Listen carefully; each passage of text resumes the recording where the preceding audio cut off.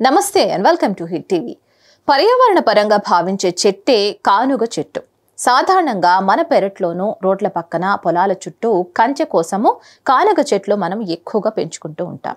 దీని నీడ చాలా చల్లదనాన్ని ఇస్తుంది. ఇవి ఏ కాలంలో అయినా సరే ఒకసారి నాటితే వాటంతటా అవే పెరుగుతాయి.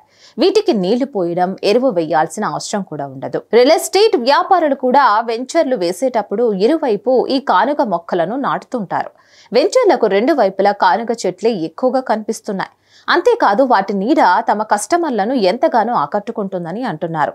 ప్రభుత్వం ఉచితంగా ఇచ్చే ఈ కానుగ చెట్లకు కరోనా తర్వాత డిమాండ్ మరింత పెరిగింది. ఈ నడుమ నర్సరీకి వెళ్లి మరీ ఈ మొక్కలను కొనుగోలు చేస్తున్నారు. దీంతో మొక్కలు అమ్మకాలు కూడా పెరిగాయని నర్సరీ యజమానులు చెప్తున్నారు. ఈ కానుగ చెట్లు ఎక్కడ చూసినా కనిపిస్తూ ఉంటాయి. దీనికి ప్రత్యేక సాయిల్ అంటూ అవసరం లేదు. ఎలాంటి సాయిల్లో ఉన్నా ఏ కాలంలో అయినా పెరుగుతాయి. ఇవి పర్యావరణ పరంగానే కాకుండా ఆరోగ్యంగా కూడా ఎన్నో ఉపయోగాలు ఉన్నాయి. ఒకప్పుడు విస్తారంగా చూసిన ఈ చెట్లను తర్వాత పట్టించుకోవడమే మానేశాయి. కాకపోతే ఇప్పుడు వాటి యొక్క ప్రాధాన్యత తెలుసుకొని వీటిని పెంచుకుంటున్నారని నిపుణులు చెప్తున్నారు. తాజా రీసెర్చ్ లో తెలిసిన విషయాలు ఏంటంటే మిగతా మొక్కలతో పోలిస్తే ఈ కానుగ చెట్లు వేడిని ఎక్కువగా అబ్జర్వ్ చేసుకుంటాయి. అంటే ఏసీలో నుంచి వచ్చే వేడి గాని, ఎండ తీవ్రత గాని ఇలాంటి వేడి చర్యలన్నింటినీ ఈ కానుగ చెట్లు అబ్జర్వ్ చేసుకుంటాయి.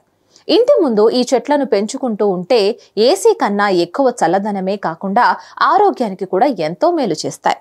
తెలుసుకున్నారు కదా? మరిన్ని ఇంట్రెస్టింగ్ ఫ్యాక్ట్స్ కోసం please like, share and subscribe to hit TV. Hit TV presents like, share, comment.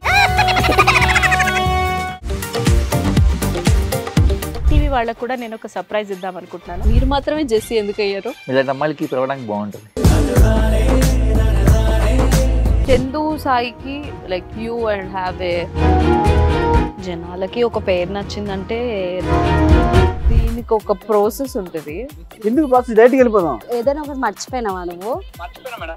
ఏం మర్చిపోయావు? నా గుండె. ఏదో ఆ టైంకి మన సుడి బాగుంటే ఎవరన్నా చూపిస్తే రాయగలం కానీ డోర్ టు డోర్ సేల్స్ చేసేవాళ్ళు. శారీ వస్తుంది, శారీలో వెనకాల కట్టుకుని